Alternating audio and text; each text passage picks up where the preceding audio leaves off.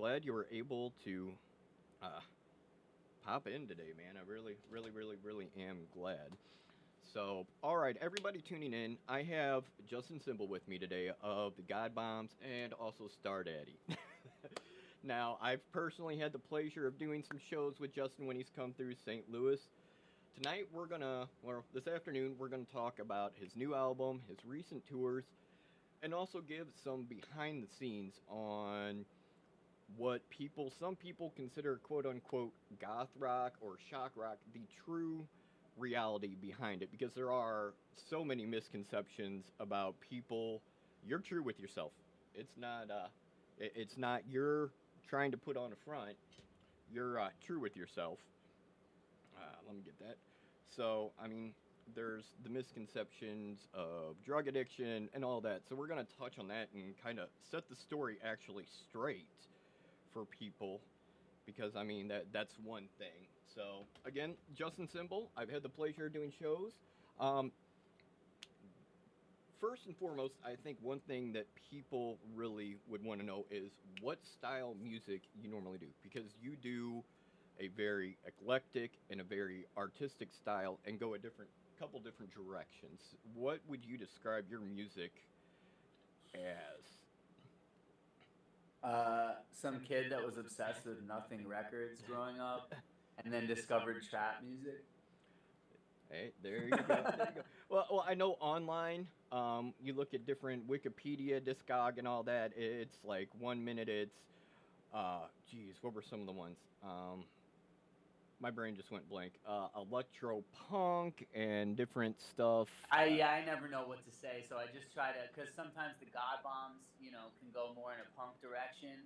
So we say like electro punk, um, and then sometimes like with the Justin Symbol music, it was more like industrial rock. Like I said, like kind of inspired by artists on Nothing Records, like Nine Inch Nails, Marilyn Manson, Coil, and other bands like that were on Nothing Records. And then the Star Daddy stuff is very much like fun hip hop, R&B, and trap. Yeah, and that's why, because, I mean, looking online, I was when you were kind enough to sit down, which I do thank you for your time. I was like, I know his music, but what do other people consider his music? And there was so many people undecided. I personally think the like industrial punk or right around there, Yeah. the God Bombs really fits that, especially after seeing you guys play, and then being on tour with Ministry. So open that up.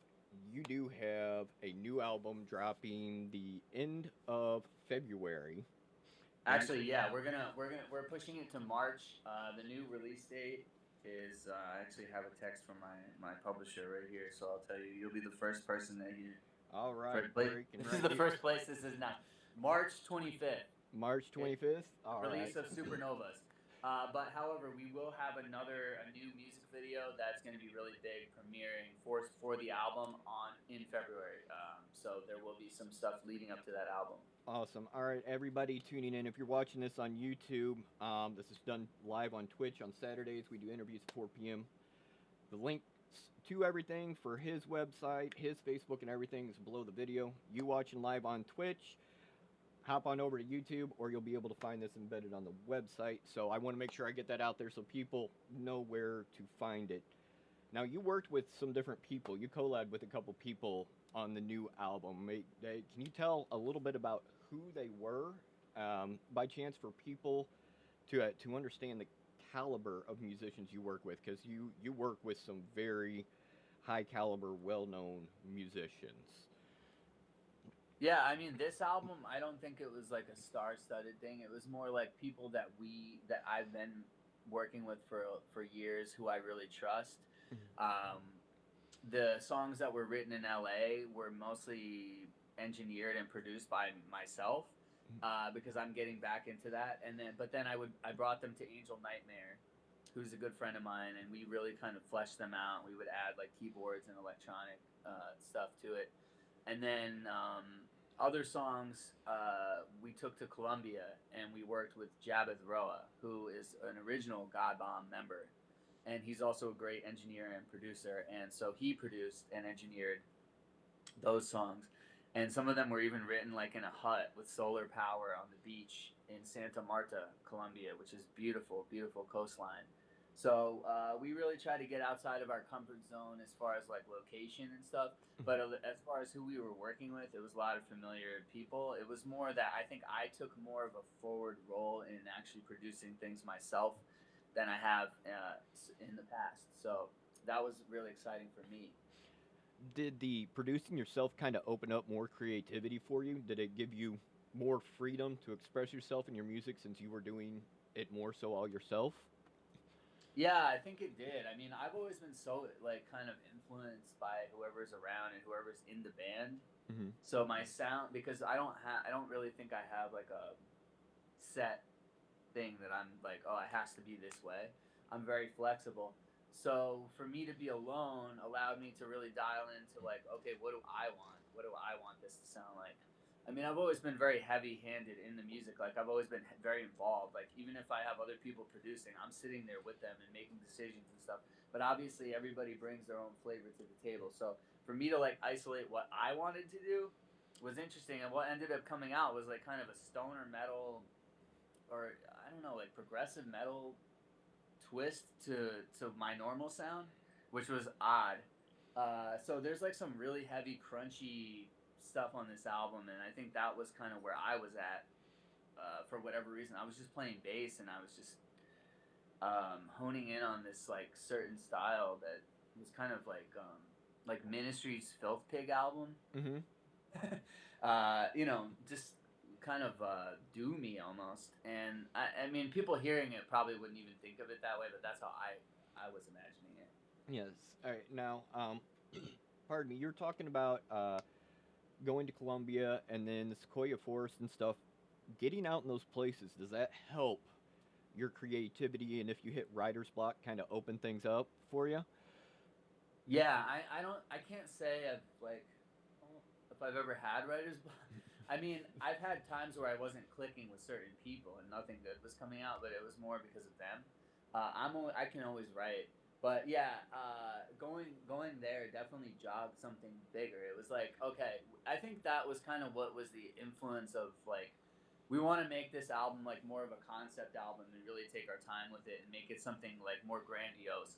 I think that was where that idea came from, like going to Sequoia Forest and just seeing these giant trees that are like towering over you and stuff. You Yeah. just feel kind of small and puny.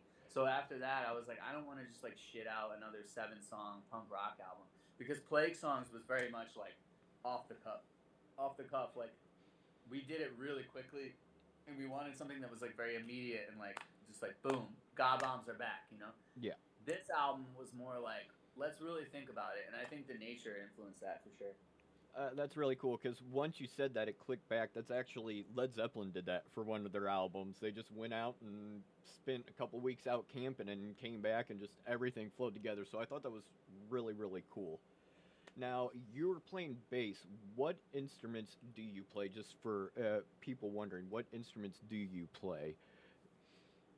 Most of the music that people know of mine, I played the bass on it.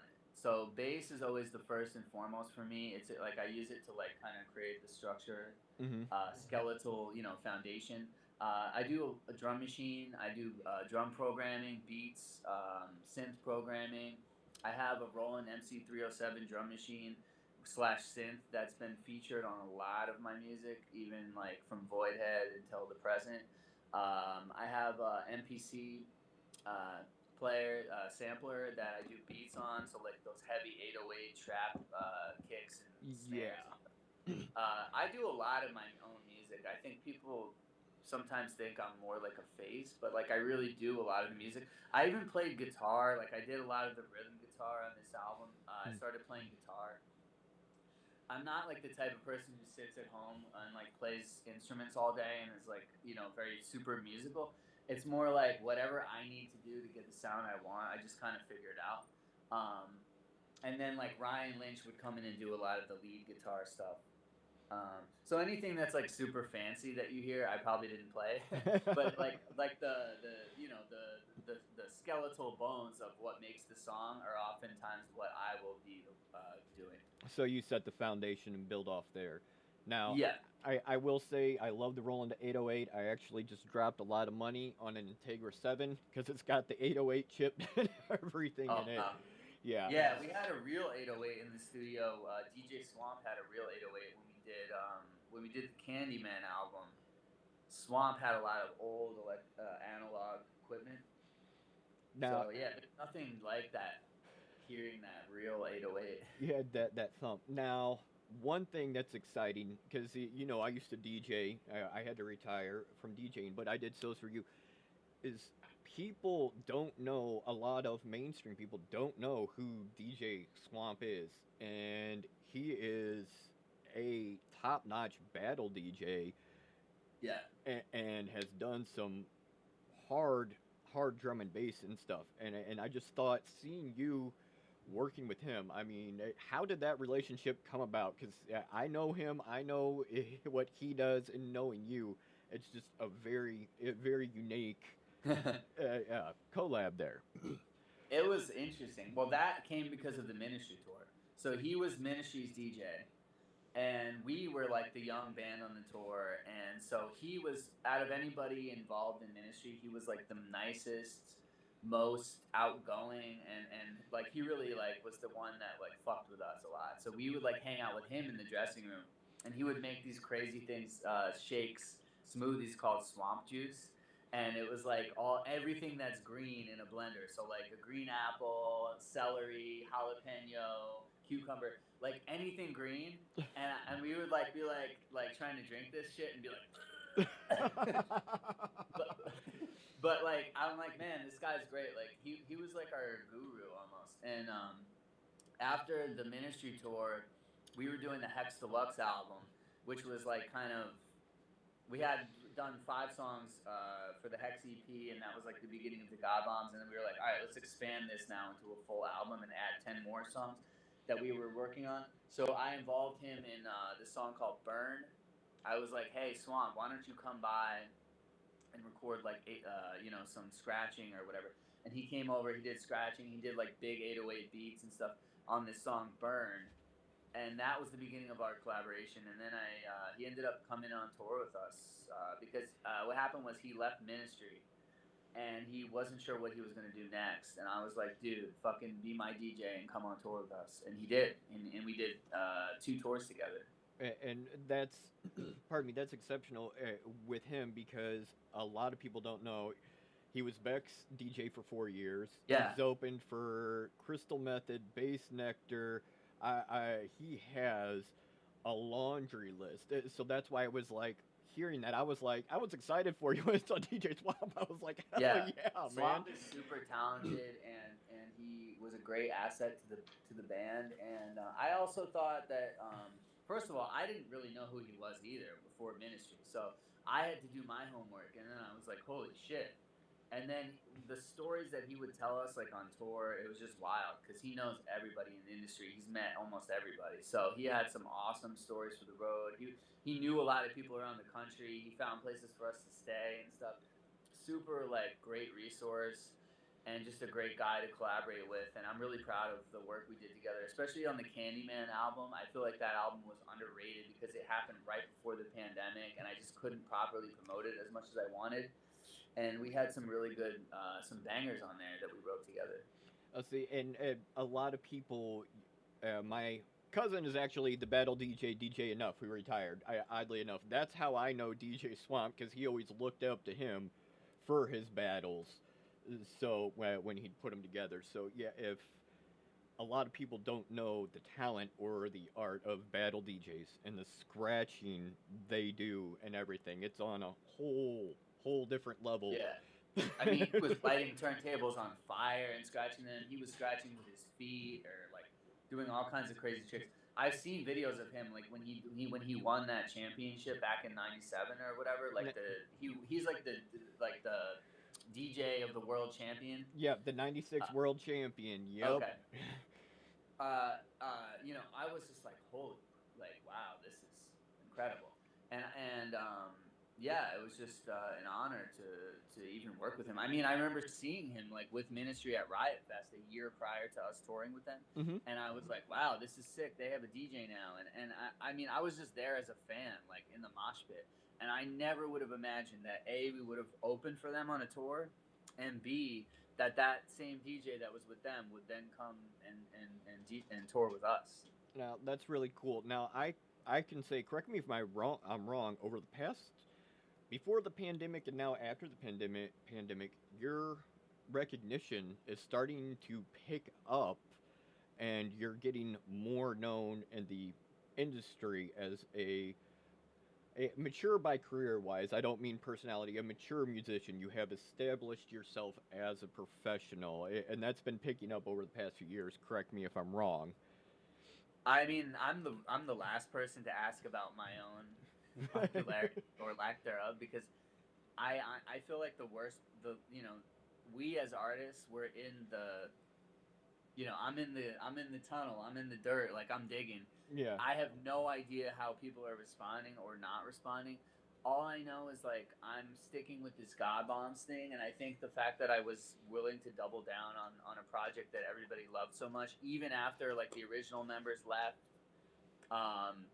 there's been such a high turnover of membership in the God Bombs that like I was just like, you know what, I really believe in this, and I'm really gonna stick with it. And I do feel like me sticking with that, the brand and the name and like the identity, and just building on it instead of changing who I am so much like I have in the past.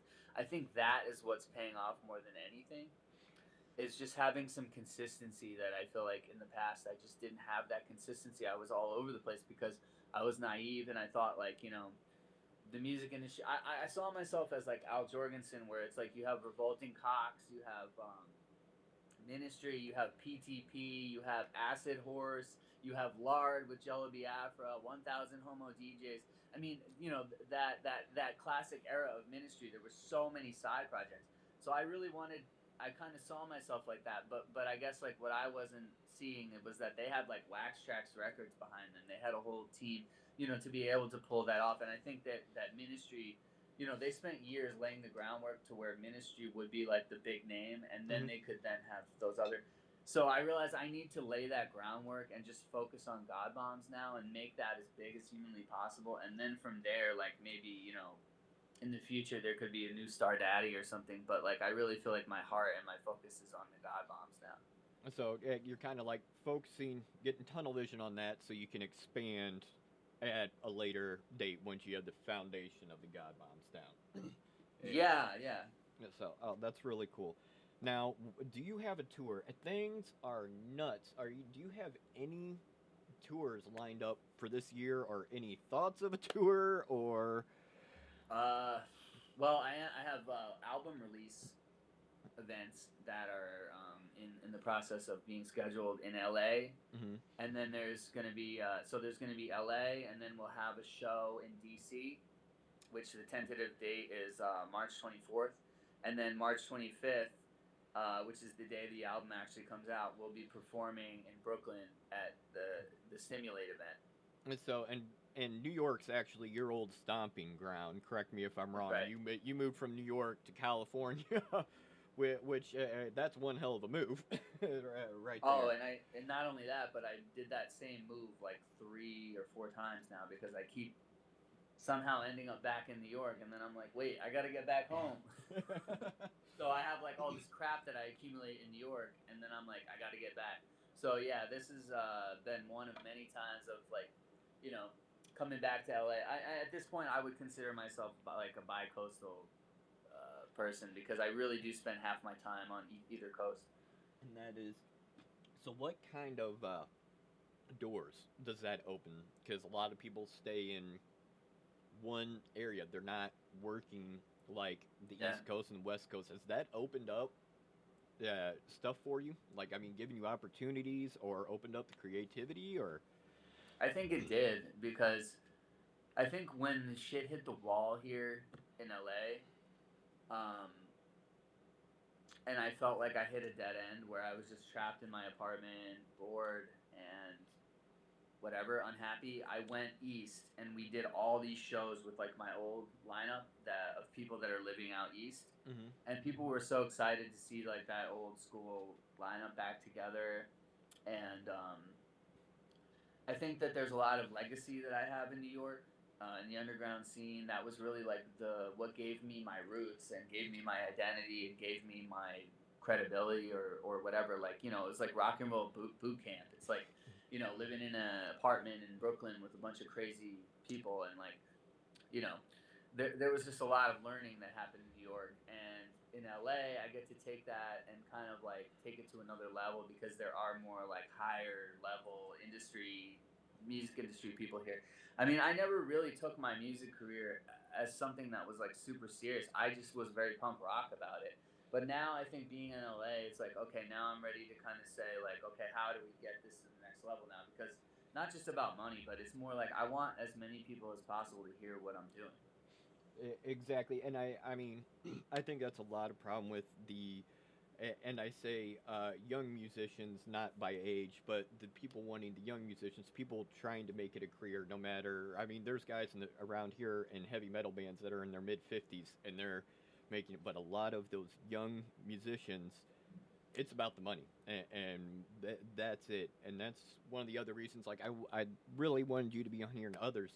This is not something you do for the money.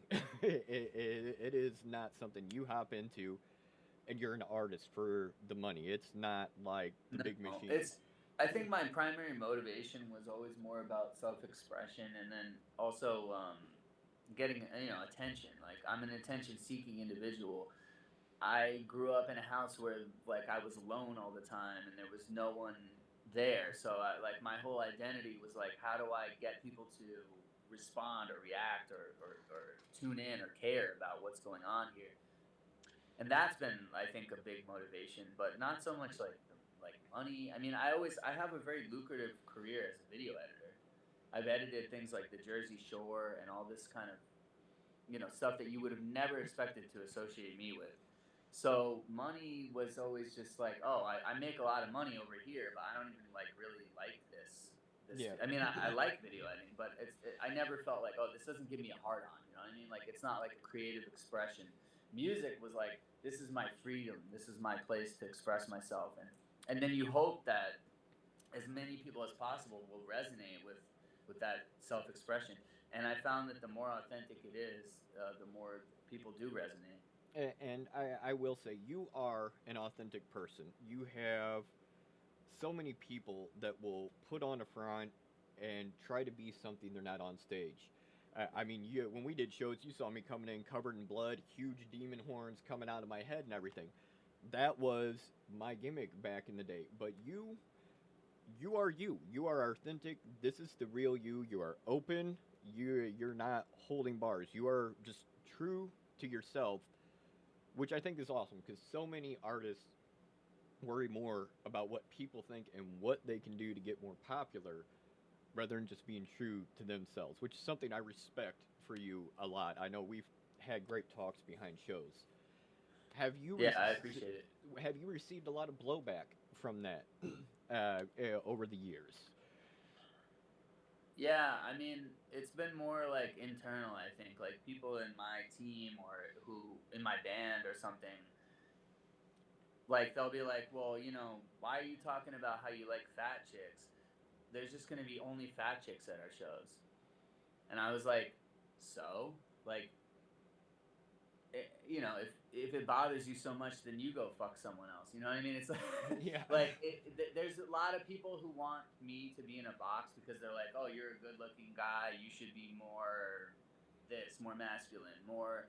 The song should be more straightforward. We shouldn't sing about this, that, or the other thing. Or like with the OnlyFans, it's like, oh, well, you shouldn't be putting yourself out there on there because that's not professional. And so, but like, believe it or not, most of the blowback really more so comes from people around me who are concerned, like that the decisions I make are not always the most commercial decisions. So it's almost like a record label, like kind of telling you what to do. That's the kind of feedback I often have to struggle against because I want to maintain my vision. Yeah, and it's a lot of people don't understand. It's not a good thing being a commercial artist. You are like, I've talked with Sean Carlin before, um, and the industry gets a chokehold on you. Yeah, they're going to dictate what you play, when you play, how you play it, whether your music gets released, Yeah. and your identity. Like most people don't know, Kiss was actually forced into doing a disco album. It was their worst album ever, worst It, selling. were they though, or is that like an Al Jordan? Because Al Jorgensen likes to say he was forced to make pop, but Well, it was the issue was, and it showed it failed. They just released a new album, and then they each released a couple solo albums, and then they had to oh, do this disco album. And the oh, the only label, yeah, the label probably said, I don't know, you make a deal with the devil, and you want that's the thing with music. You want the wide distribution. You used to have to make that deal with the devil, and then they would do what they thought was best with your career yeah to try to keep you relevant. yeah Now everyone's more DIY. You do what you want. So like I said, those kind of feedbacks that I get are more like from my own team versus some label or whatever. Um, but I mean, I could say like, oh, I was forced to make the Star Daddy record because people wanted me to go pop or something. But that wasn't the case. I just wanted to be more versatile, and I suspect that musicians like Kiss and Ministry who go and do these weird like pop records or whatever, or even like I remember Chris Cornell from Soundgarden did that. And people shat all over it, or Chester or Linkin Park for that matter. They kind of tried to go pop. I suspect that they, as musicians, want to be relevant and want to challenge themselves and try to go pop, and then they try to blame it on the label later. but But I have no way of confirming that. yeah. Well, Chris Cornell, him branching out was actually it kind of like you diversified. It showed that he was more than Soundgarden. He was more than a grind Right. singer. He had a huge vocal dynamic. And he did, yeah. And I'm sure what he learned painfully, and what I've learned is that to the consumer, it doesn't always matter because they don't really care how versatile. They're kind of like, okay, great, you can do all this, but we want this version of you. Yeah, yeah, you know, and that's like, I mean, they feel like personally insulted or let down almost. Like another good example is Corey Taylor. His solo album is like fun, cheesy, kind of like hillbilly shit. mm-hmm. And I think the Slipknot fans are crying because they imagine him as like this demonic person that was like eating worms through his mask and like subsisting and living in a dump or something. And it's like, you guys realize this is not who that Slipknot thing was such a put on. I feel like. Yeah, and like Jonathan Davis, most people don't know the DJ and producer J Devil is actually Jonathan Davis, and he's done a lot of work in remixing for Bass Nectar and several other people, which some Korn fans were absolutely ballistic over that one. I didn't. I think I knew that at some point, but you just reminded me of that. But yeah, and yeah, because he, on his, we're all human beings, right? So like on our end, it's like he's like, all right, I mastered the art of screaming and writing these metal, songs. And Korn is the biggest metal band in the world at some point. We sold millions of records, whatever. He's like, oh, I want to play with synthesizers. I want to experiment with Logic or whatever. He starts making beats and stuff. He's fired up, but the consumer is confused because they have this identity of who Jonathan Davis is supposed to be in their mind, and can be limiting as an artist for sure. That's really cool, and that's why I respect you. Don't put yourself in a box. You have the Star Daddy alter ego. You have the God Bombs. You very diversified. One person. Well, yeah, I have it right on my head here. See, I got the Star Daddy here, Yeah. God Bombs here, so Nice. it's all right there. I try to embrace that I have different sides of myself. Yeah. It can't be negative all the time. It can't be doom and gloom every day. Yeah, and I think that's really where a lot of artists get stuck, is they get doom and gloom, and unfortunately, you see a lot of artists suffer severe depression, and we lose people like Chris Cornell and everybody else because they get stuck in that unfortunately dark rut because of the art and what they kind of get pushed to. Now, Yeah, and I think like a lot of people don't realize just how authentic and how deep those of us who are dark artists, mhm. we really are feeling these emotions. So like when Trent Reznor says "Now I'm Nothing" or whatever, he really felt it.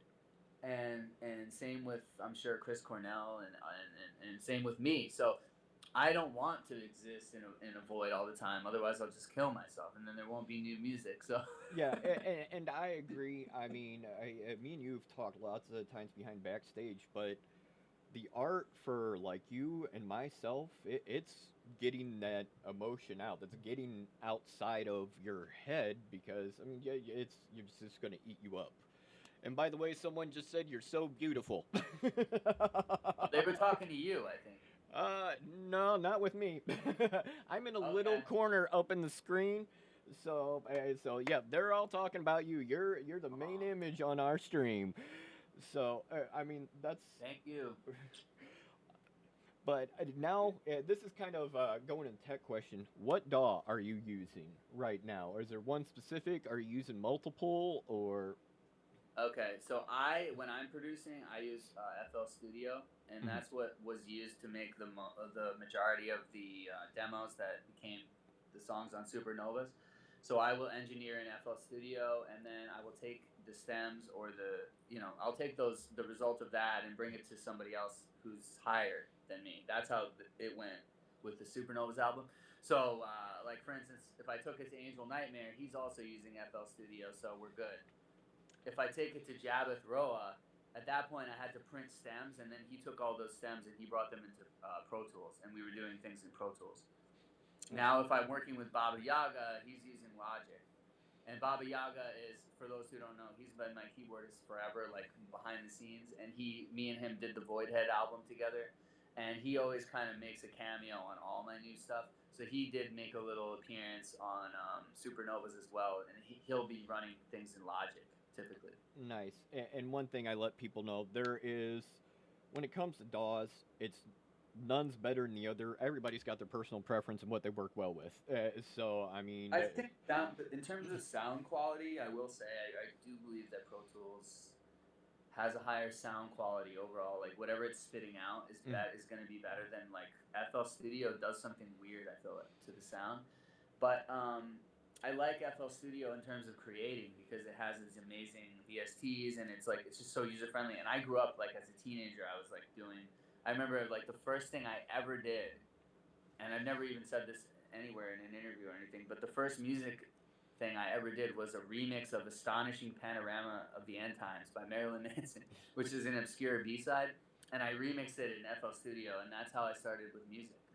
Oh, that's cool. Now, it gets really interesting from there because Mark Ray, the tour manager for Ministry and Nine Inch Nails, is actually friends with Jim Rose and Jim Rose Circus, which, if you go back in time, most people don't know it. Jim Rose took Marilyn Manson from the long-haired rocker to what we know him as.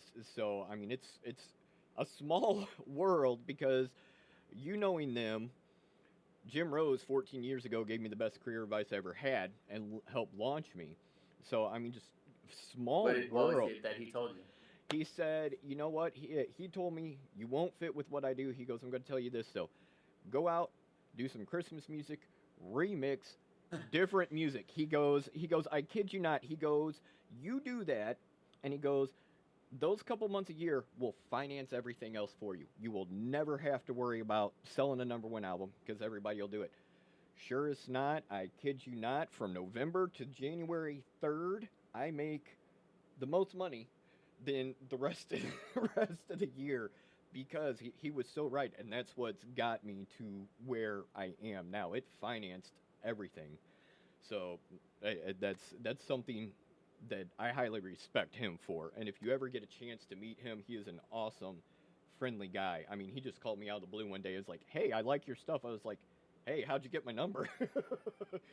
So, but yeah, it's a small world, the people we know and how it goes roundabout in a circle.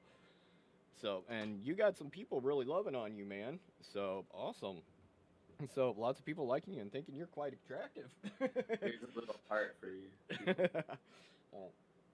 Go to my OnlyFans. Yeah. It's onlyfans.com /stardaddy 666. 666. All right, awesome. I did remember that.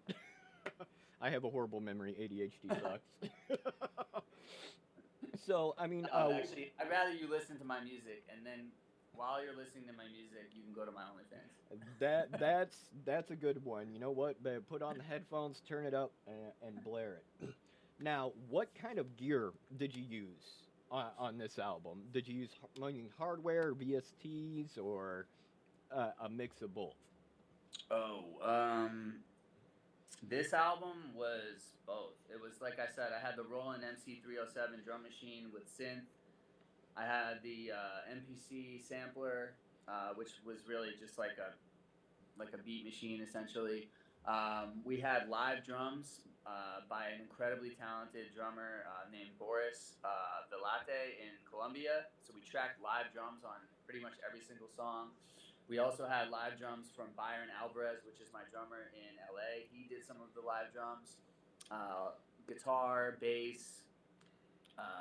So it was kind of like a rock band augmented by some hardware, electronics, and then a lot of programming, which was digital. Like within FL Studio, I would program weird loops and sound design type things or samples that would kind of like take something that's more of a rock song and then make it more like industrialized and stuff. So yeah, a lot of mixing of hardware and software. And that's really cool. I personally, I like hardware. Just over the years, I've gotten obsessed with turning knobs. Yeah, but most of the songs I will say really did, especially later on in the writing process, like Dead Stars or whatever. It has like this very old school drum machiney sound because it was all done by hand. nice, yes. And the programming, I know, like I myself, I do the MIDI all through a computer. I suck at playing piano. I suck at playing keyboard. I'm a flamenco guitarist. Don't ever ask me to play piano for you. So I know, and I think a lot of people don't realize how intense MIDI programming is. They think you push a button and it's done. Um, Yeah. so how did No, I mean there was definitely some weird. It's a lot of piano roll, Tetris. yeah. And in the case of Angel Nightmare, he's like really good musically, so he knows what notes are in the scale and not. So I'm like, I want it to be like this. And then he's like, all right, and then we like do it out, and then he's like, okay, the thing that you said, it was actually. I'm Now, like, all right, cool. I've seen you hang out with him. I've seen your videos, and you guys work together and just knocking stuff out. And he is, I know he did did a couple touring with you, and you guys really hit it out of the park. I was able to catch some of your video clips you guys had posted. How long have you guys known each other? Have you guys been actual friends, or is it more a working relationship? It's been more of a working relationship, although I really have nothing but admiration and love for him. And there has been more of a friendship that's grown in more recent times. But it started with him hitting me up. He was in a band called Our Frankenstein, which is another band that I've been associated with in the past and who I've toured with in the past. And he contacted me. I had put some post up online like I need people to remix my stuff for this Fuckhead album because I was doing a remix album for the Voidhead, which was like my first real debut thing. And Angel contributed 2 remixes for the Fuckhead album, and then from there we went to LA and we did a show with Our Frankenstein, and I met Angel in person, and then that was where we filmed the Godhead music video. And Angel Nightmare is actually in that video running around covered in green body paint in the desert. We were running around for 2 days in Joshua Tree in record-breaking heat. Someone actually died. One of the people that was hiking there, not with our group, but like in a different group of people, they died that same day that we were there. Oh, geez. So we got to know each other well from that experience. And we stayed in contact. And then once I moved to LA, he became kind of my main producer because the team that I had back east was, I like working in person. I don't like doing everything remotely. So yeah, and I mean, there's a lot more to working in person. You can get a better dynamic. Signals can get crossed trying to talk on the phone, talking through text, talking through emails. Stuff can come across very, very poorly. If you're ever in a relationship with someone, text can be taken the wrong way. Right. I've been married for a while now, and yes, text, you can mean the best of things. You can be mean the best of things, and text just don't get your point across. So, Yeah. I mean, you worked on this album for, you said some of the stuff was in 2000 is when you had been working on it since. Um, Yep. and so how many tracks all in are on your new album? There will be 16 songs on the album, and there was like at least 30 songs that were conceptualized or demoed for the album. But ultimately, I decided to boil it down to the songs that I felt like really told the story and were really essential. There's another 5 songs at least that I would like to release at some point as kind of a bonus EP to like accompany this whole world that we've created. Mm-hmm. But it just, we'll see how practical that is and how much, but it'll be 16 songs for the actual Supernovas. Yeah, and that was my follow up. Those ones, because every artist has some that you you can't get it all you want to on there, and that's that. My follow up was: are any of those others gonna eventually be released and make it out? So you're looking Normally, like I would say no, but there's a song. There's a few songs. One called "Daydream" and another one called "Feed My Demons," which are so good that it's like I have to release them. They're more centered around Nola. It's more of a female vocal vibe, and that's been another reason that I wasn't sure about putting them on Supernovas because Noah and I are not really together now. So I'm like, I don't know what this is going to be like moving forward, but I really believe in this album and I really want this album to be out there and I really want to tour this album. So I was like, these songs that are more Nola centric, maybe best left for like a separate EP or maybe she'll end up releasing them because she has her own solo music, Nola Star. Mhm. So, that'll be a conversation that we have. I just didn't think they fit with this, but they are really good songs. And they were like some of the last songs that we wrote when we were in Colombia. And there was just so much creativity coming out of us that, I hope that they will see the light of day. That's cool. Now, uh, personal, personally, how is Colombia? I mean, it's got to be freaking gorgeous down there and just beautiful. I mean, it totally. It was really gorgeous, really beautiful. I learned a lot. I learned so much about, like, I was quite ignorant about South America. I kind of expected all the food to be similar to like what we think of like Mexican food. It's not. It's a lot of beef stews and meat stews and things that are almost like more kind of European feeling, for lack of a better word. And there's it's beautiful there. It's gorgeous. I mean, I was blown away. We spent most of the first half we spent in on the coast, so it was like tropical. We were like in the rainforest, basically in the jungle. Nice. That was really insane and really inspiring. But there were these crazy insects, and they're like worms that live in the ground, and then they turn into like cicadas. Only for like 6 months of the year, and they come and they fly and they have these like orgies in the air, and it's like a mating frenzy. So that the time that we were there in the jungle was the time that this mating frenzy happened to be. So we were like literally in this hut powered by solar energy trying to write music, and like these things were like bashing themselves against the walls of the hut. It was like they were attacking. It was like Night of the Living Dead when the zombies are attacking. And so we ended up writing a lot of that music that we wrote in Colombia was done by candlelight because these insects were just like flying in and and it was wild. I had to really get over myself. I mean, there was like crabs that crawled up into the house and stuff, and like insects and crazy shit. There was like a toad in the house at one point, and I was like, I had to kind of get over this like little whatever I had about nature and just like dive really full on in. I mean, we were showering in fresh spring water that was just coming from an outdoor shower, and it was like really cold and fresh and incredible.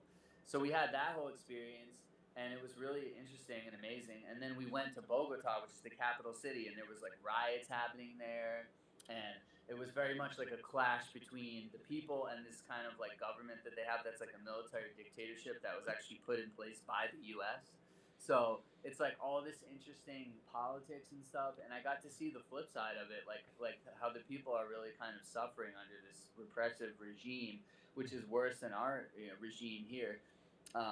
So it was like very eye opening and illuminating. And that's one thing a lot of people don't realize. Taco Bell is not South Right. American food. If you get on YouTube and watch actual people from South America trying Taco Bell, they are straight up appalled. I mean, they're Oh like, yeah, it's like if you try to drink Folgers in Australia, they'll smack it out of your hand. Or if you're if you have Jägermeister in Germany, they'll be like, ugh. It's like it's the Colombian the pastries were amazing. I'm a big foodie, so I talk about food a lot, and I know my fans don't give a flying fuck probably, but I love food. And yeah, the pastries were incredible. It was like all these old school ovens and stuff that they were making the food in. I'm not a big meat person, honestly, so like the Colombian traditional cuisine was not really I wasn't like in heaven per se, but overall it was an incredible experience, and I'm just really glad that we went and that we finished the album in that way. and I mean, that had to be, I mean, really open yourself up and kind of new experiences, kind of just let yourself go in the process. I would feel. Did that help you just kind of free up and get outside your comfort zone? It did and it didn't. Uh, to be honest, we were in a place where we were struggling in our relationship, and I thought that going, and I was struggling with my own emotions and stuff. And I had, years ago, I went to Israel, and it changed my whole life, and it really, it was a game changer. I got sober after that, and it really just completely changed my whole chemistry. And I thought that Colombia would do that for me. It was the beginning of that, but really what's doing it more so is just kind of being back here in LA and being more on my own. Um, so it was interesting, but like I will say, it was really nice to work with Javeth and see where because Javeth's been in my band since like 2016, um, and to see where he's from and experience his roots was beautiful because that guy's like my brother, and so that bonding and that whole side of it was absolutely incredible. And then on the other hand, the relationship side of it was like, okay, I thought like this could be a magic fix, Mm-hmm. and no, it wasn't. It was just kind of like further indication that like we're moving in two different directions. So it was really interesting all around. So, and I love talking with him when we did shows together. I just his accent. I loved his accent. I mean, it was Burger, just burger. He's yeah, like, he's like, hey man, you want to get some hamburger? yes. It's He just said the burger. exotic, just how it comes off. I just loved his They accent. love hamburgers in Colombia, by the way, and that was like I finally understood why he was so obsessed with the burgers because they are so meat obsessed in Colombia that they like as far as American food goes, they love hamburgers. So he's always like, man, we got to get some hamburger, burger. Which unfortunately, when you're on tour, sometimes you're getting the value menu from a Oh yeah. restaurant. Oh, and the other thing he would do is like when we were on tour, he would stop in the middle of the highway. Like we'd be driving late at night, and he would see a McDonald's sign, and he would stop, and I'd be like, "No, like you can't stop in the highway, dude." And I finally, when I went to Colombia, I finally understood why. Because in Colombia, there's like this one freeway through the jungle, and this was in Santa Marta on the coast where we were, and everybody's just flying, and then they just randomly pull over out of nowhere, like zoop, and like you're like whoa, and you have to like dodge them because there's no sense of like it's like you go from 100 to 0, and I'm like, dude, that's why you were driving like that. It sounds like more down there. They're not like we up here trap ourselves in a cage so much. They give Oh themselves God, no! They some do more whatever the freedom. fuck they want. Yeah. I mean, the government is brutal, and they will like literally take people and make you disappear in the middle of the night, and you'll never be seen again. But that being said, like the average person is just like more self-sufficient is the word. There's less of like that babysitting. Like there's no like traffic cops or anything. It's like You want to go to 100 and get into an accident? Good, fine. Maybe an ambulance will show up an hour later, you know? That's always nice. Now, you were talking about getting sober. That is Yeah. something I want to talk about. So many people think that artists, especially touring artists, artists that like you that are true to yourself, are these drug-induced binging. That's what their life revolves around, is just more and more and more drugs. They don't know that, like you got clean. I offered to buy you a beer at a show once, and you're like, I don't drink. No, that's all right. And we ended up. I bought some merch instead. So I mean, how often do you get that? Oh, there's no way. Oh, you can't be like that at shows from, just people in the crowd or other musicians who might not know you that are playing with you that night. I've heard it all. I mean, there's people that want to buy me a beer after a show, and then they're angry that I'm like, hey, could you please just get some merch instead, because it actually helps us a lot more. Yes. I even made a status on Facebook once when we were on tour with Ministry, and I was like, like people keep asking to buy me a beer, but it helps the bands a lot more if you buy their stuff, and people got offended. So you get everything from that to the people that, yeah, like you said, like they see the energy and the craziness that I have on stage, and they're usually like, oh wow, you're so calm in person. So they're surprised that I'm calm, and then they're surprised that I don't like drink and do hard drugs and stuff. It's all the above. I mean, the stereotype does exist for a reason. I think a lot of artists do use and abuse substances, but to me, like the more I spend time in the recovery world and in the artist world and everything, this is all what we're really talking about is mental health issues here, and people medicate those with drugs and alcohol because those issues are just not really fully understood in the current state of affairs of our society. And that's why you have things like homelessness, and you have a lot of people out on the street who are drug addicts and stuff, and it's sad because all of this stuff, I really feel like there could be a revolution of mental health and a different way of understanding, instead of like blaming people or like looking down on people who are sick and suffering. If we can just understand and have compassion, and realize that mental health is a huge unaddressed issue here. And I was lucky. I had a support system. I had a supportive family. I had people that cared. They helped me when I fell and picked me up. A lot of these kids and these people out there, they don't have that system. And so you have somebody like me who could be fully functioning and successful if they just had the right system around them, and they don't. And so they end up, in a terrible place. And I really like am blessed and fortunate that like some kids have said, like, you were the inspiration that helped me get sober, because I didn't think sobriety could look like that. I thought it had to look like some square, boring person sitting in a chair or whatever with a suit and a tie, and I'm up there with like a spiked jock strap and like naked screaming. And this is literally what the one kid told me, and he was like, I never thought it could be like that. So like the whole thing is like you can chase your dreams and stuff, and it doesn't have to revolve around substances. You just have to be aware of like give yourself like a chance. Like you have mental. There's a lot going on up here. We all have a lot going on up here. We need to start unpacking this instead of attacking each other about it. Exactly. And that my point of view, I've had friends and family that have been addicts and struggled, and some were able to keep their sobriety, which I know that's difficult, especially being a musician and touring. I know behind the scenes, and you sometimes got people who just want to throw stuff at you. But I mean, a lot of it is these people are hurting, suffering mental health. Something happened in their childhood. They lost a family member, and I don't know. I kind of you. I think you probably think the same. Instead of throwing people who are addicted and have issues in jails, help them get help and rehab. Worry about more of the people cutting Exactly. cutting heroin and fentanyl and stuff. Worry about those, and the other people just get them help. That's what they need. They don't need to go to jail. It doesn't help anything. Well, So jail doesn't. Yeah, the problem. One of the problems I feel in our society is that jail is like a for-profit business. So, when people are really homeless and stuff, there's not much incentive to deal with them at all, whether it's jail or otherwise, because they don't have any money. mhm. And B, these jails are not rehabilitating anybody. They're just compounding everyone's mental. Because I mean, what happens in jail? You have fighting, you have assault, sexual assaults, you have assaults from guards who don't give a shit.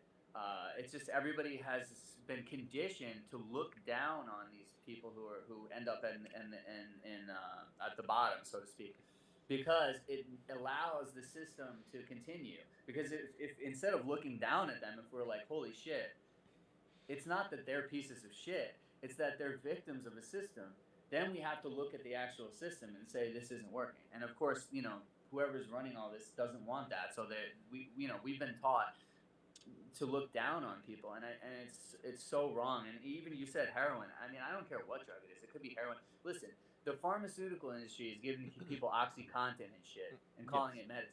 So if somebody gets addicted to OxyContin and then switches to heroin because it's a street drug and it's cheaper, that doesn't make them less of a person or whatever. Like all of these things are mental health issues that people can have undiagnosed bipolar. They could have depression. They could have anxiety disorders, whatever. We don't fully understand them. And guess what? If we had kids doing yoga in schools and meditating and shit, we would nip this shit a lot earlier in the bud. If people had learned to value their mental health the same way they do their physical health from an early age, it would be way more successful at combating addiction versus this bogus war on drugs, which is a complete waste of American taxpayers' money.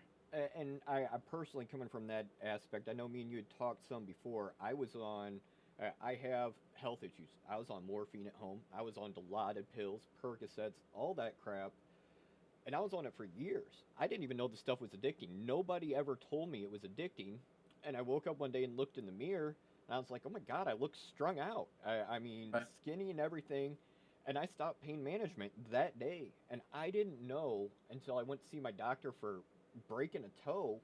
He's like, you're on all those pain meds we can't give you. And I was like, I stopped taking them months ago. He goes, really? Who weaned you off? I said, I did it cold turkey. He's like, those are addicting. You could have died.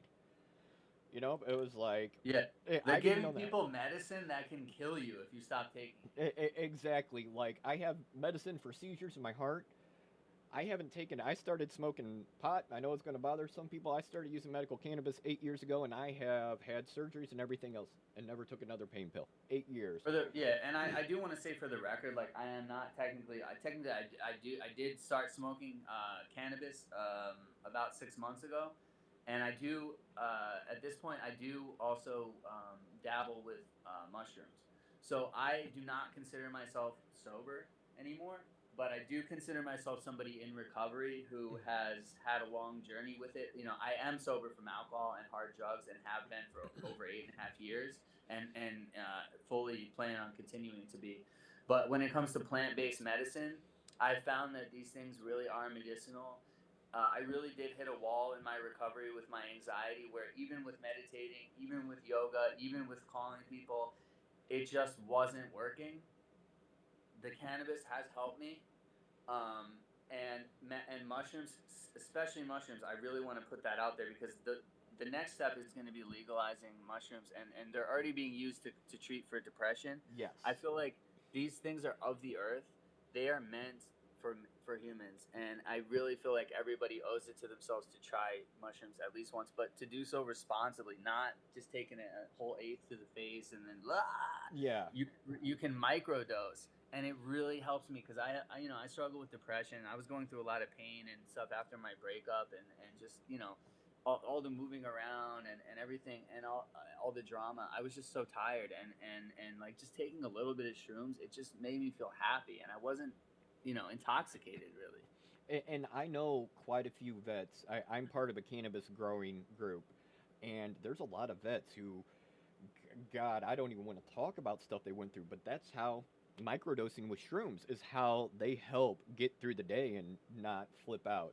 And right. It helps with like PTSD and that kind of, Yeah, and I mean, I will always look at it. Missouri, where I live, if you're a drug addict or been to jail for drugs, you get your medical cannabis card almost overnight. You're automatically approved. If you've ever been in trouble for drugs or you're admitted drug addict, you're the first ones to get medical cannabis because it doesn't lead to okay, I'm gonna shoot up because I'm out of OxyContin now. Right. You know, and that's unfortunately that is a horrible, horrible drug. I've lost some friends to it. So I mean, I actually don't look at medical cannabis or medicinal shrooms. I don't see how people can consider them drugs unless, of course, you're like, yeah, like you said, you're eating like crazy and tripping off your balls and way Yeah, out well, there. it's tricky. It's hard because I for me I had to be sober, like stone cold sober for a long time. I think to really figure out what's going on and what's working, what's not working, and start to address those underlying issues that were causing me to, drink and binge drink and behave in ways that were crazy and stuff. I had to really like do that work, and then some people like they get addicted to weed, and just to put it out there, like I do believe that weed can be a problem for people. I do believe that it can be addictive, not physically addictive. It's not going to kill you, but it can be mentally addictive. There is resources out there. Marijuana Anonymous is a great resource for people that feel that way. And shrooms for that matter. Like I don't, no one should be driving after they've eaten. Yes. So I understand why there's like laws in place, but the problem with the laws is that they're completely hypocritical. Because look at alcohol. How many deaths a year has alcohol caused? Whether it's, I mean, domestic violence, sexual assault, murder, suicides, drunk driving. I guarantee you, 90% of all domestic violence involves alcohol. So this is a dangerous, dangerous, dangerous substance, and it's legal. Mm-hmm. And man, And it I mean, is. who's. I've lost friends. I've lost family. I can't even count the number of friends I've lost since I'm 40 now. But in the first 5 years after high school, like 13 people I went to high school with all died from driving drunk. You Right. know, and it's that's been. I was one of those. Oh, pot's as bad as heroin and crack and all that Yeah. until I started using it. And it's like, oh my goodness! I told my wife, we talked when our boys were younger. We sat them down. We're like, we'd rather you smoke pot than underage drink, you know, Yeah. because I mean, I wish my parents had had that conversation. and, well, I think My there's such my a thing stigma. was like when I was growing up, no matter what I did, it was like the end of the world. So if I had a joint, it was treated as if I might as well have smoked crack. So I had no basis of right or wrong, or like I was so full of shame that I medicated that with drugs and alcohol, and I just thought, well, everything I'm doing is wrong anyway, so fuck it. Yeah, and I think, and I'm sorry, I've never known anyone to die from pot. They might get high cholesterol, put on a few pounds, you know, from the munchies, but I've never known anybody to die or have severe health issues or liver failure or anything from lighting up smoking a joint. So I mean that's one thing. And to touch on the prison system, ours is very much different than Europe. We have, oh gosh, I forgot, it's like 86% repeat offender rate. Well, yeah, because if you're put into a torture chamber and a dungeon, and tortured by sociopaths and violent people, whether they're staff or other inmates, Hmm. there's pretty much no distinction. Yeah, And then you're released back into a world that a world that's immediately fears you, doesn't really believe that you have the possibility of actually being a good person now, and won't give you a job, and you have PTSD and trauma out the ass. Well, you're gonna pick up drugs, you're gonna commit a crime, you're gonna do something because that's all you know at that point. yeah, and I think that's one thing. If you look at a lot of countries in Europe, their jail system is different. They have rehabilitation. They limit actually how long you can be in jail. I'm trying to think of what country it is. They had a limit. The longest you could be in jail for anything was 21 years. You know, but they allowed families to come. You had visits. They had cabins and everything. And I think Yeah. they have like a 3% repeat offender rate. And those people, after second offense, normally never come back again because Right. they provide help rather than just locking away. And I know what goes on. I have a couple family members that are prison guards, and I have some good friends that have done some very long, hard times. So it is hearing both sides. They both got it's not somewhere you want to go. It is not. They both have horror stories from every end on what it's like. Well, And yeah. I think that this all really ties into slavery in this country in an interesting way, and I actually, have been exploring this more. But it's the idea that slavery ended, but didn't end in a sense, because it kind of, the war on drugs picks up where slavery leaves off, and it look at who's affected primarily. So again, going back to mental health and trauma and stuff, it's like disproportionate the number of African Americans, people that are in the prison system, and it's because of drugs and stuff. And why are they doing drugs? Well, because they were traumatized. They were uprooted and brought here against their will, and then forced to work for free and treated terribly. And then you're like, oh, okay, now you're free, everything's good, right? And it's like, well, no, it's not good. So, like, this whole war on drugs, it's a bigger thing. I think as a society, we have been conditioned to look down on people that are less fortunate, look down on people who are mentally ill, look down on people who are on drugs, blah, blah, blah. Because if we're not looking down, again, if we don't look down on them, then we have to look up and be like, well, wait, what the fuck is going on here?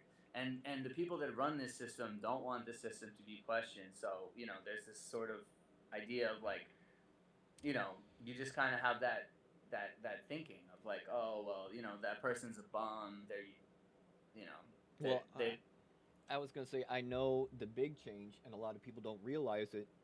What was it? I forgot what the crime bill was back in the '90s, but it changed. Crack was more. Crack is denser than coke, but not nearly as chemical compound, and it made crack 10 times worse the penalty than cocaine. And then they also put if you got caught with a cannabis plant, you were arrested for manufacturing narcotics. right. And I mean, I used to live in the city. I did lots of shows in the city. Crack is a very low income drug or low cost Exactly. drug. It's the leftover crap, so it is prevalent in the inner city. So I think that one right there, when they changed those laws, coke's a wealthy man's drug. We all know Exactly. that. But Yeah, so you know who they're targeting with those laws. And exactly. guess what? It is slavery, because guess what they're doing when they're in jail? They're working for free Hmm. for mega corporations that run the jails, that profit from the jails, and that profit from the free labor of these prisoners. Yes, exactly. And I mean, a lot of people don't realize most jails are actually owned by corporations. They are not government facilities. They get government funding, but they are corporate businesses. They are commercial businesses, and Yeah, and that's the scariest thing of all. It's like how the cops have incentives to give as many tickets because they have a quota. hmm Well, guess what? There's incentive to have people in prison, and that's so fucking dark yeah, that I can't believe that more people are not outraged. and it's a horrible setup. And I will tell you, speaking of the cops, there was actually a city about a 10-minute drive from where I live. The cops were not allowed to write a single traffic ticket for almost 5 years. They got sued for doing that and harassment and everything else. And they Really? literally they could pull you over and say, "Hey, slow your ass down," but they couldn't even write you a ticket because they got popped doing following people and harassing them and everything. So I mean, Yeah, I'm all about that. Like, the smaller the government, as small as the government can possibly be, the better. And all these people that want the government to solve all your problems, and they want like certain things to be like off limits or whatever. It's like, I honestly don't understand, like, what is wrong with you. You think that it's like you're taking this crazy uncle that did all these horrible things, and you're like, okay, we're gonna put you back in charge now. You make sure everybody behaves. It's like, no, we already knew that uncle beat them. We knew that he fucking did this and that. Like, it's like, what, the Vietnam War wasn't enough for you? The fucking all these bogus wars, all this bullshit, thousands of millions, billions of dollars, American taxpayer dollars wasted. No, you want more? Nah, fuck that. That's why I'm not a Democrat either, because like, this whole like worshipping of big government it's disgusting to me. yeah, my whole thought is let us make our own decisions. There are Yeah. certain laws. Yeah, you're a pedophile. I'm sorry. I have issues with that. I got 4 kids, but if someone gets popped for having drugs on them and they're an addict, there's no reason the government should be. You need to go to jail. It should be okay. We're gonna give you help because you need help. You're not a bad person. So, and something interesting, like I was telling you, I was supposed to move to Alaska and open a new studio up there. and me and my wife ended up not from her grandfather getting sick.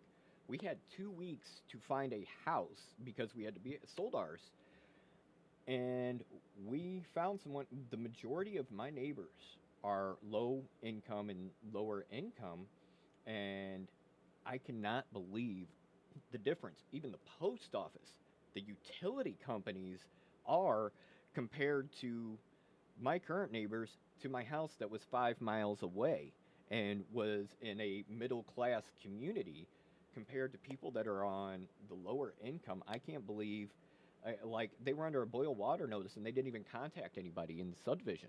Not a single person.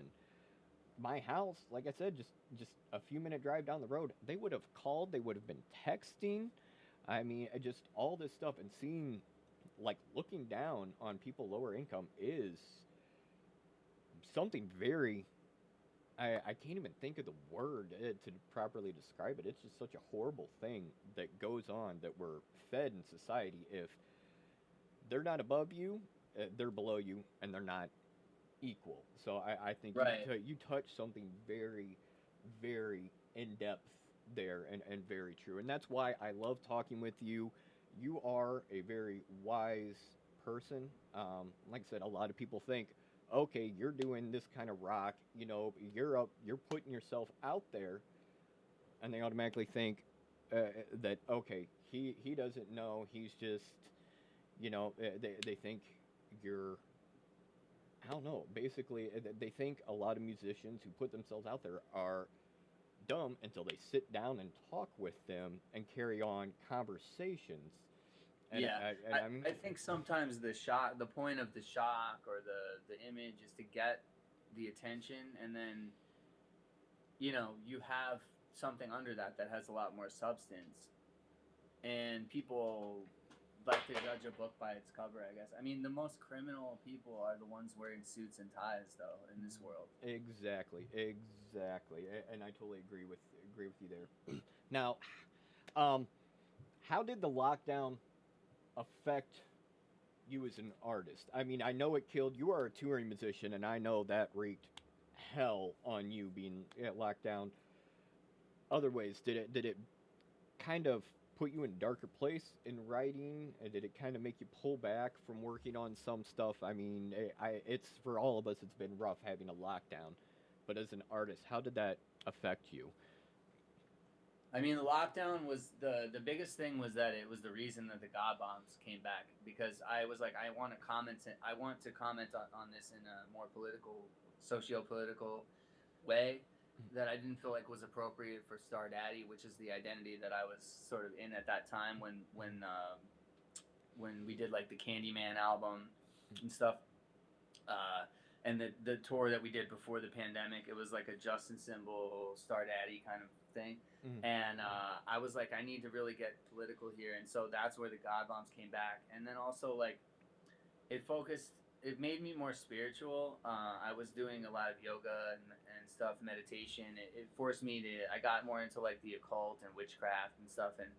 And you see a lot of spiritual themes on the album and themes about religion.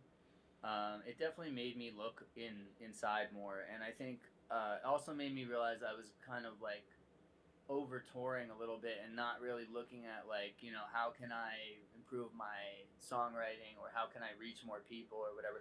So I was able to kind of like focus on those other areas more so versus playing shows. So it was like a mixed blessing, I would say. I don't think it really made the music darker per se. I think it made it sadder and more haunting and more introspective. Yeah, because I know that's actually a lot of artists out there. They came out with a lot of political and darker, and I don't mean negative words, but like the melodies, the chord progressions, the time signatures, they were a more intense, darker Yeah. feel and vibe to it. Not so. Oh, pardon me. Sorry, my kids came home with a cold, so I kind of got a bit of a cold. Oh, it's all good. I Yeah, don't have I mean, COVID. I don't have COVID. So well, yeah, it definitely. I mean, yeah, it's been brutal, and we just have to, you know, I hope that, like, you know, the bigger picture for me is more like, how can we start valuing humans again, instead of like everyone's like all about technology, and it's like all these numbers and statistics, and it's like, oh, look how clever I am. I pushed these buttons and all the lights in my house went on or whatever. And it's like, okay, cool, but like, when are we going to start caring about more than just, because all this technology is fueling like this selfish kind of self-centered mindset, because it's all the social media is me. Look Exactly. at me, you know.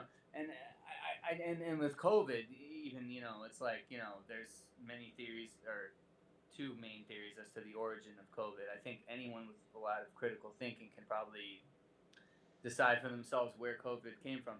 But all I'm going to say is, like, I feel like, you know, again, it's an example of technology gone wrong. And it's like, we can't just lean everything on technology, and science and progress is going to, you know, and logic. I guess the biggest word I would say is logic. It's like we have logic, and we've put logic on such a pedestal that we just hate each other now, because everything, you know, community, love, spirituality, these things are irrational. These are things that like bind us as humans, but they don't necessarily make sense logically. It's like, you know, we're drawing paintings in a cave and having all these weird, you know, every society since the dawn of time has had some kind of religious or creation myth story, right? Hmm. So that side of us that makes us so special is like, has been just sort of like ugh.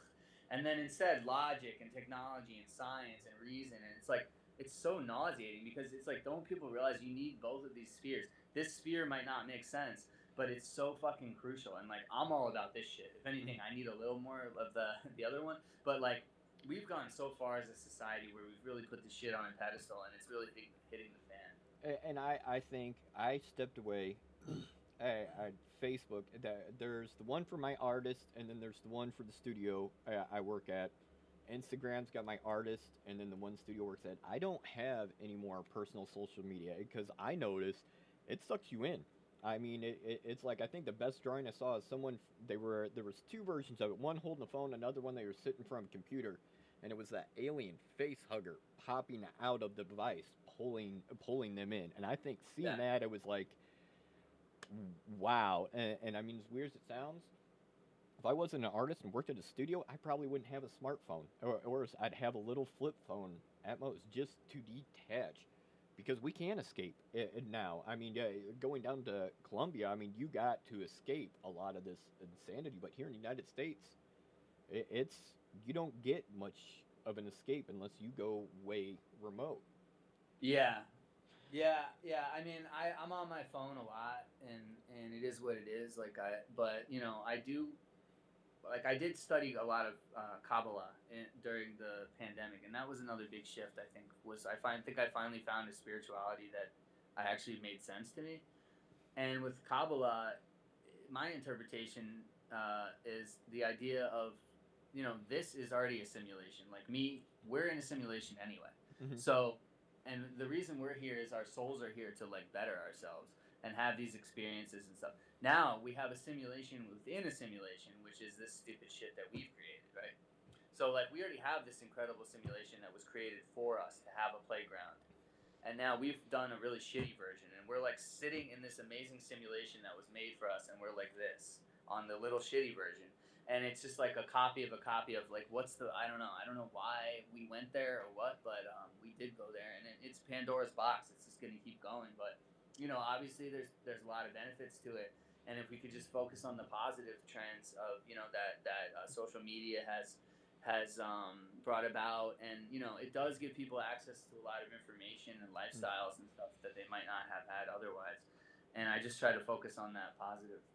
Yes, I think a lot of people, especially younger people, as it's coming out, they find their self worth and self gratification in a Facebook post, in an Instagram, TikTok, like that. And I think that's like that Yeah. builds it's people's mental, and it all relates back to mental health. Their mental health depends on how many likes their Facebook post gets or views TikTok gets. And like I said, it's proven to affect mental health of young people, and I know probably adults too. It's So, dark, and also it's turning everybody into free content creators, and the ones making the money are the, you know, the companies. So it's like, unless you're like really at the top tier where you're monetized, Mm-hmm. most people are on there for free generating content which will keep other people on that platform, and everybody's just like a artist or a content creator and doing something dumb, some dumb little dance or whatever. And all those hours, all that time, that's a job. That's a job that we are not being paid for, and we are actually working for free for some company to make the money. Yes, and it takes a lot of work to reach that monotonization on social media. I think a lot of people think, oh, I'll post a couple videos. This studio was streaming 40 hours a week, multiple musicians and artists constantly to be able to reach the monotonization level on social media. It's not, okay, you can post some dancing videos and you're going to be big. It's, no, this is a full time job. And I think a lot of Yeah. people trying to vote themselves to it. I've seen streamers and people on social media and stuff, they expect to get rich and they dump this into it for 2 weeks and then they give up. And they think they're horrible people. They think they do no good because I they think were they've failed. Yeah. Yes, thank you. That's the word. I couldn't find the word. So yes, that is. I mean, like I said, I always enjoy our conversations. Yeah, we have such great in-depth conversations. So, how has LA been treating you? Has everything? Has it been good there for you this time around, or? Well, I already I got a new car, so that was cool. You know, I'm still plugging back in. I mean, I really just landed here 2 days ago, and I was like, all right, I need to get a car first and foremost. Everything that I had before, the apartment, the car, all that stuff, went to NOLA. So I was like, I need to start fresh with my own shit now. So, you know, it's like coming out of a divorce basically, and it's brutal. But you know, I got a new car.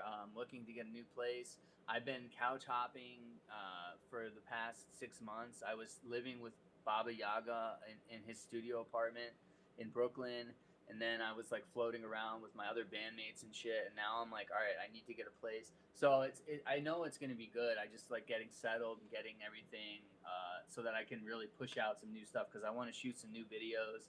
I have a great team here of like directors and people who want to help me like really promote this album and like give it the push that it deserves and give it some visuals and some videos and some, you know, I just want to expand on the world of Supernovas and really like show people this vision that I have.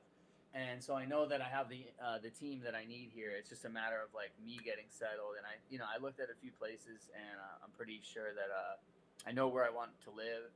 And so I think it'll be really good. I'm just still in a transition.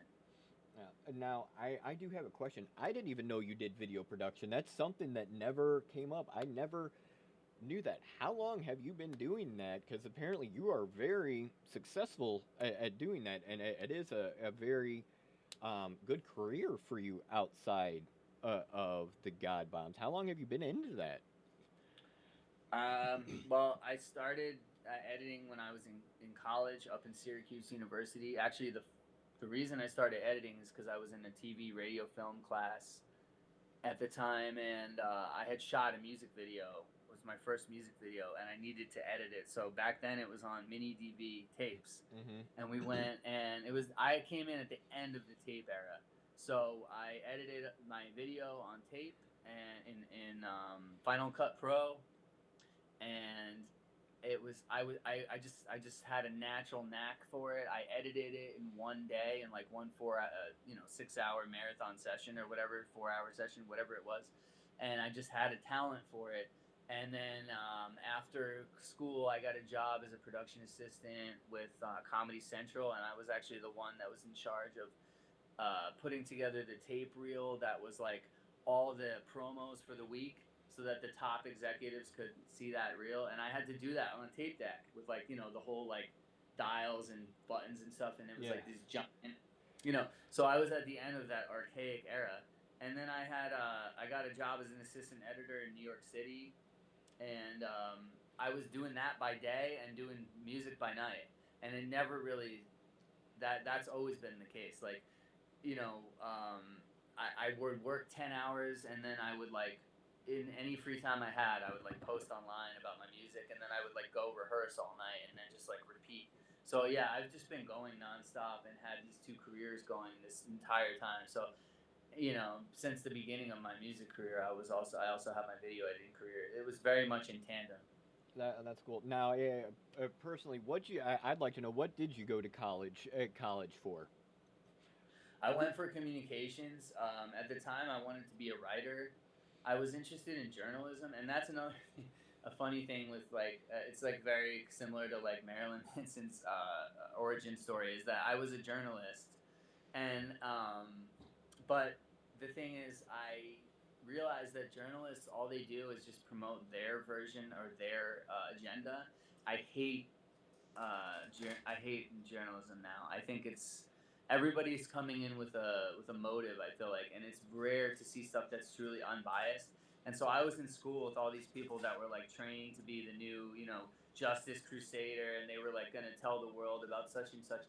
But I realized how like they were willing to kind of like blur the truth, Mm-hmm. or they were willing to discard bits of the truth that didn't fit their narrative just in favor of pushing whatever their agenda was. And I was like, oh, so y'all are just a bunch of fucking snakes. So I don't want to be like that. I didn't want to be like them. And then, like I said, I was in that video editing class because it was like kind of related to, it was a television, radio, film major is what I was majoring in. And so I gravitated that way instead because it kind of connected more with my creative stuff. That is really, really, really cool. And like I said, I'm finding out more about you every time we talk. Now, I will remember the first show we did together at Foo Bar, and your merch girl fell off the stage and like wrecked her ankle. How did it go after that night? Because I didn't know if she sprained it, she broke it, what? I know she got tore up and was back behind the merch table with her leg up on ice. I mean, did she end Was up that hurting? Haley? Haley at the time. Yeah, I believe so. Haley. I think that was that the tour with Blood on the Dance Floor. The one before that. Oh, okay. Well, they first they of all, to stuck answer us your on the question, small stage. They stuck us on I small. will say that person definitely, whoever it was, because I'm not sure exactly which story you're talking about. They were not seriously injured. Oh, okay. That was just my curiosity, because I mean, she was swollen and she fell off. I didn't know if she Yeah, was the okay. reason I don't know who it is not because I'm an asshole. It's because I had different merch people on each tour, so I just don't know which tour. Yeah, yeah. I think it was the Blood on the Dance Floor tour because we did play in the small room, and you might have just not been around when they performed or whatever. When I did, that was my first time at St. Louis. I'm pretty sure. It might have been when I did Blood on the Dance Floor. Last time I played with them, it was on the big stage. Yeah. So anyway, but yeah, no, she wasn't injured. I mean, we've had people be injured on tours. I got injured really bad. I cut my knee open once, and I must have gotten like dirty dirt from the stage on it or whatever. Ooh. And after I came back from that tour, my leg got infected, and my entire leg was swollen with fluid, and it was like leaking out of this hole like a volcano. Oh. I actually couldn't walk. And it was when we recorded the song Godhead, I was on crutches hobbling around to the studio. It was fucking insane. And I've seen a lot of infections and nasty injuries on tour, but yeah, like that. Luckily, that whatever you're talking about was just like a minor thing. Yeah. Oh, that's good. And I know a lot of people think touring is a cushy. It's no big deal. You ride in a bus and get on stage and walk off, and that's all you do. Which like is far that. from. I don't even think if you're Dolly Parton, it's that easy because even then, I think you're doing a ton of press and she's from what I understand, even these top level artists, I mean, they're working their asses off. People think music is just like some like, oh, you're lucky you do music, and it's like, no, we are lucky, but we work our asses off, and there's a lot that goes on behind the scenes that no one is seeing. And that was like me. I wanted to be an architect or a lawyer. That music was never my thing. So, and I mean, I got blessed being able to do that. Now, it's I like to finish out with some funny tour stories, studio stories, that kind of stuff. What are some of your most memorable that kind of just still make you laugh? Stuff that happened on tour, or a studio, whether it's just simple funny stuff or there's actually a story behind it? Oh God, I mean, there's been so many. Touring with the Bunny the Bear was absolutely a shit show. That was insane. One of the craziest things I would say is my first tour with William Control. Actually, it was my first time touring, and the tour started. It started in Denver, Colorado, and so we had to drive. So my drummer at the time, he was like, you should just get a cheap van because I've heard that like bands just buy like a $2,000, $4,000 van and they're good. And I'm like, yeah, fuck it. So I bought this like shitty $4,000 like Dodge whatever, Dodge van and a Dodge Ram, and it was like from 2003 or something. And we made it. We had to drive all the way to Denver. Then we had to come all the way back to the East Coast because the tour started in Denver and made its way east. And then by the time we got to South Carolina, that freaking van, there was smoke coming out of the hood. And I'm like, I don't know what's going on. So we went to like a place to get it fixed. And then in the meantime, we got a rental truck, and we were literally touring in a pickup truck, a rental pickup truck. Oh God! So everyone's like sitting upright like this in the back, like they can't stretch out, they can't lay down, nothing. So we drive all the way to Seattle in this pickup truck, and then I called the people that had my van, and they were like, "Yeah, actually, the van, the engine blew. It needs a new engine." So me being naive and stupid, I was like, "Yeah, all right, fuck it." So I was like, "All right, I paid you for the new engine." So then I'm like, how are we gonna? So the tour ends in Seattle. I'm like, how are we gonna get this pickup truck back to get the rental in South Carolina and then get everybody back to New York? And everybody was like, yo, we got to be home for work. And like, we don't have time to drive across the country, whatever. And a super fan of mine, she was like, I'll do it. I'll drive your. So I literally had a fan drive a rental truck, a pickup truck from Seattle to South Carolina, get my van, and drive my van to New York City. Now, that person turned out to be woo, and they disappeared. They disappeared for like 3 weeks in a rental truck that I was paying for. And I was like, yo, where the fuck are you? What the fuck? It was like literally my car was stolen. Like it was MIA. And then it turned out like when I finally got my shit back, she was like, "Oh, I want you to be part of this whole." She had this whole cockamamie thing she wanted me to do with her and like make a movie with her and stuff. And it was at that point I realized that this person was like full blown schizophrenic, and they had disappeared across the country with my van. Oh jeez. I was lucky I didn't got any and my van back at all. It was absolutely insane. I do know, just from your shows and meeting some of your fans, you do have a very dedicated, loyal fan base. They are very loyal and dedicated and supportive of you. I know. There's a couple here. They let you crash it anytime you come to town. I know they've ran your merch and you come crash at their place. I can't remember the gentleman and his husband's name, but they are very much. Yeah. Every show you've done here that I've gone to or I've performed at, they've been there. They every single time, from the time the doors open until they say, "All right, get your butts out." Yeah. I have a great connection with my fans, and I think one thing that influenced that is I actually read what's her name, Amanda Palmer. She had some book about the girl from Dresden Dolls. She had a book about like how she made it in music, and part of it was like she wasn't afraid to ask for help, and so I really took that on early on, and I asked my fans like, "Hey, do you have somewhere I can crash?" And another weird story based on that is like one time we crashed in a dead lady's house because DJ Swamp, he knew these friends of his or whatever, and they were like, "Yeah, my sister died. You can stay in her house." So we get to so we go to the house, and it turns out later that we found out she was murdered in the house by her ex-husband or by her husband, and so there was like plants growing out of the vents in the house and shit because the house is abandoned. And so we slept in this abandoned dead lady's house, and it was so fucking creepy. And my guitarist had like a threesome in another room, and we would hear them all fucking like and there was no door there was no door in the room and everything because like the house was all falling. It was just crazy. Dude, oh my goodness, that one gives me chills thinking about it. Oh, I can't. Oh my goodness. I can kind of relate though, because it was creepy. my rental, I found out where we're renting right now.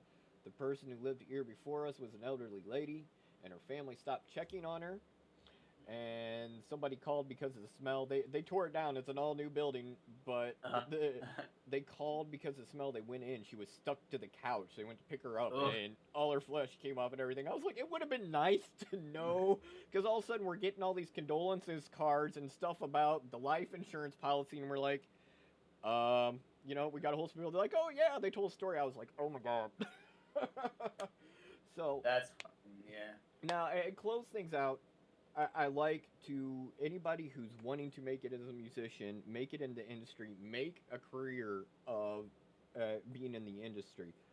What advice can you give to those people wanting to make it in this industry?